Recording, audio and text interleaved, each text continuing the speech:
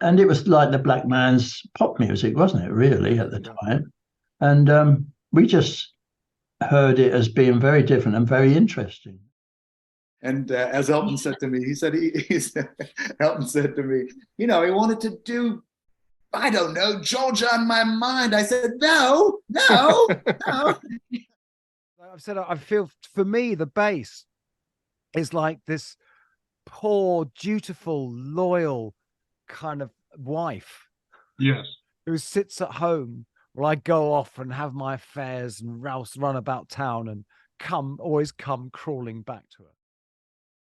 Yeah, one of the things that makes jazz players more individual than any other sport, so to speak, is their ability or willingness to play something other than four quarter notes in the same measure. And they didn't say, okay, we're going to put all the talk people over here, all the music people, etc. We had these big open rooms, like an old newsroom, like you'd see in Right.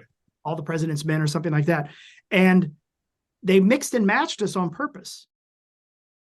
I heard a concert of Amar Jamal and Nina Simone probably within a week or 2 weeks of each other. Mm-hmm. And that's what, I was like captivated by both of them. Shakespeare and Muddy Waters. And that became really interesting because it was an equation of intellectualism and raw power, as Ziggy would say. Right. And I went to Paris because I knew that Braxton and all those guys were living in Paris, Art Ensemble. And so I was kind of looking to see if I could find where they were. And I ran into Braxton, and he was practicing in this place called the American Center. We had a really nice conversation, and I'm sure he was thrilled to have a fan, I like it a lot, actually. I mean, obviously, that's why I released it, because I had forgotten about it. It was just sitting there on the shelf, and I listened a few years back. There you go. Talking to Boy George, just before Christmas, I played one song only at the London Palladium, which is quite a big deal, kind of theatrical theatre,